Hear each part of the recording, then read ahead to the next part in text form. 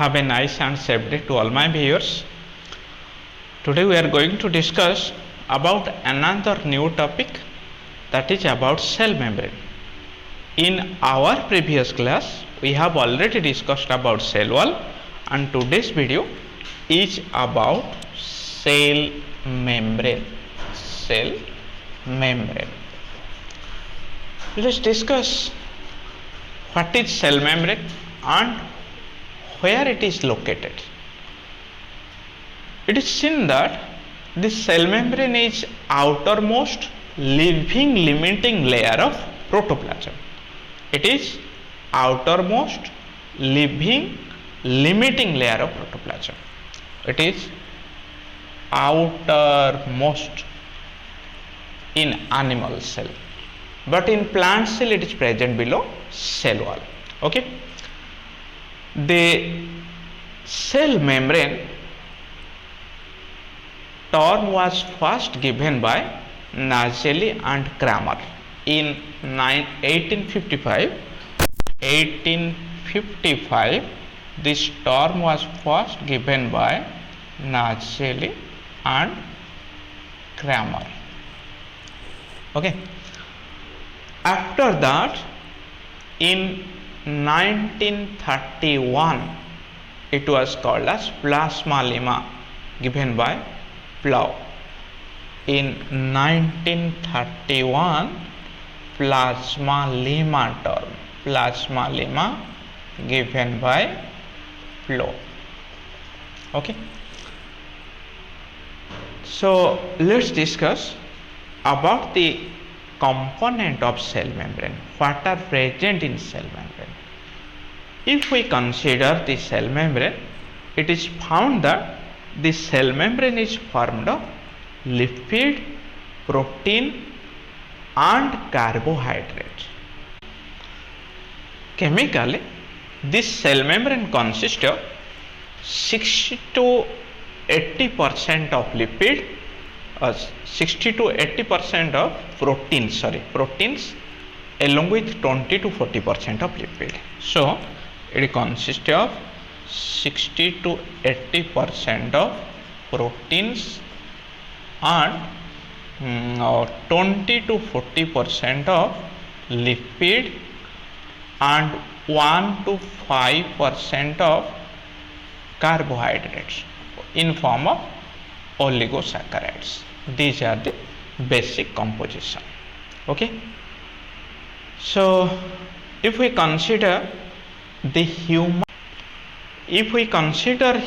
RBC, it is seen that the lipid is 40% and protein is 52%. Okay. So more amount of proteins are present in it. Okay. So comes to lipid. Come to the lipid part. If we consider the lipids, the lipid that is present in cell membrane is phospholipid. It consists of these are the hydrophilic end. Hydrophilic, this is hydrophobic part. Okay. The hydrophilic part can come in contact with water, but hydrophobic means water hating substance, it will not come in contact with water. Suppose this is a layer of lipid, suppose this is one layer of lipid, hydrophilic part, this is hydrophobic part. For protecting the hydrophobic part, there must be another layer.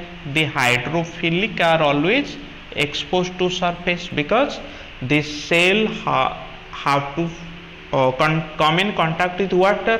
The external part, interstitial fluid is present, internally cytoplasm is present. Clear? So lipid exist in two layers. So the arrangement of lipids and proteins can be described through different models. The proteins which are attached to this lipid on the outer side, it is peripheral protein.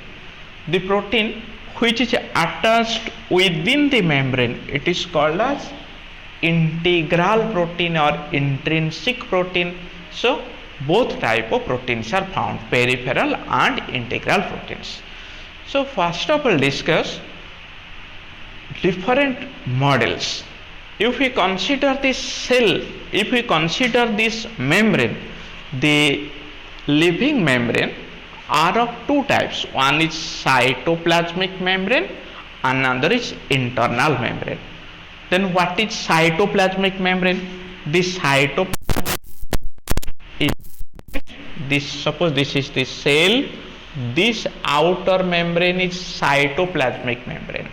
Sometimes it is found that inside this cell, suppose this is mitochondria, around the mitochondria there is also a membrane. These membranes are called as internal membrane. This is cytoplasmic, this is internal membrane. Clear? So these are two different type of membrane. So first come to the models.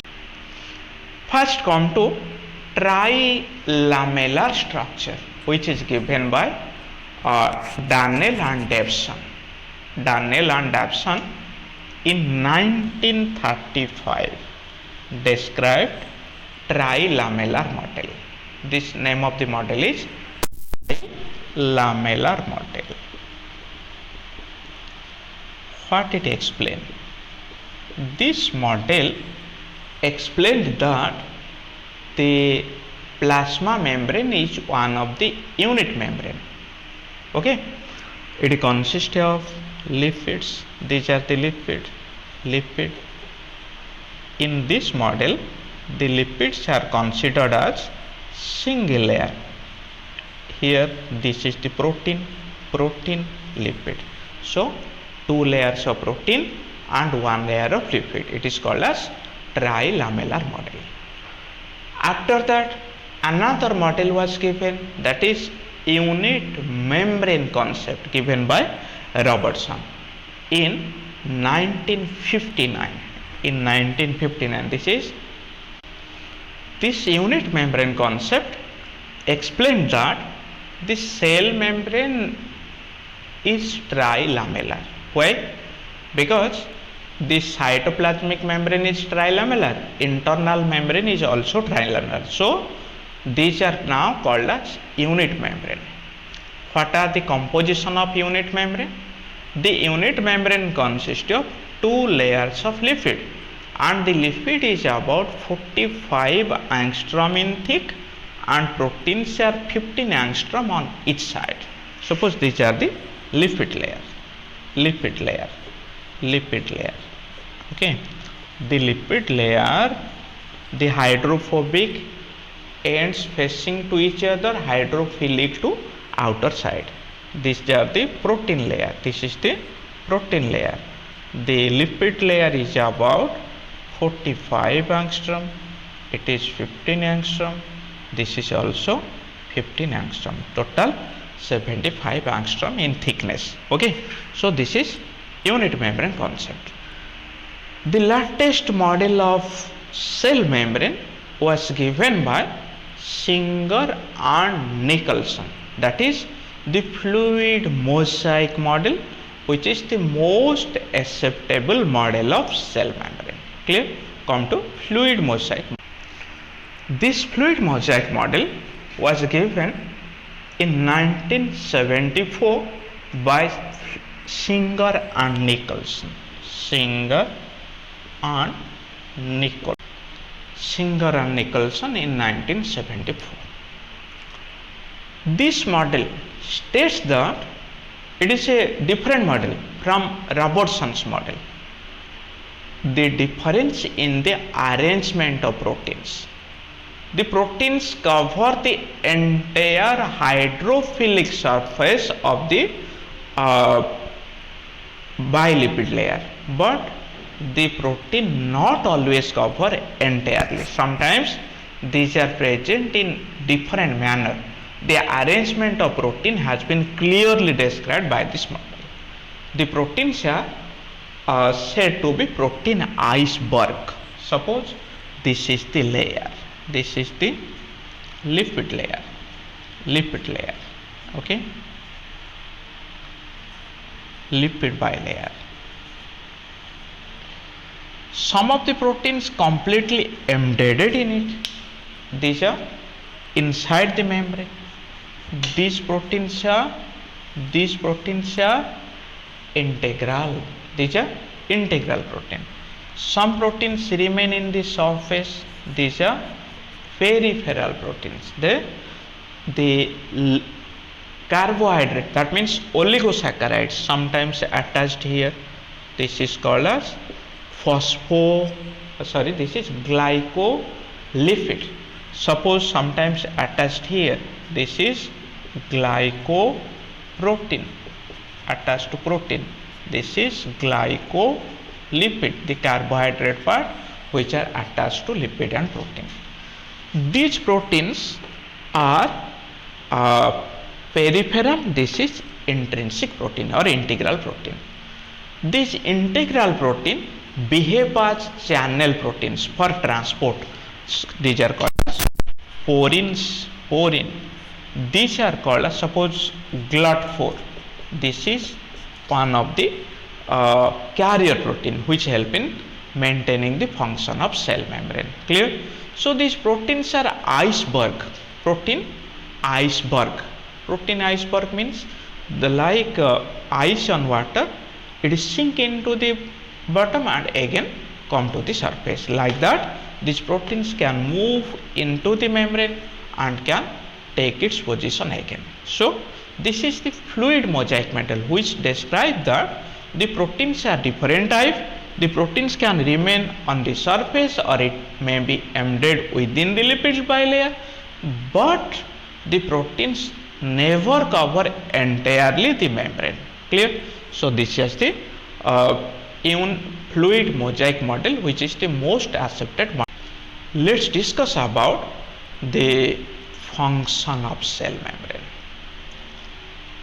The cell membrane is responsible for semi-permeability. It is selectively permeable because it helps in transport of small ions and molecules through it. So it is selectively permeable cell membrane. Passive transport. The basic functions: selective permeable, it allows the transport of small ions and molecules through it. Passive transport without using energy. Active transport by using ATP of the cell. It also help in exocytosis, cellular adhesion, endocytosis. Okay, so it also maintain endocytosis and exocytosis. Sometimes it is modified for adhesion.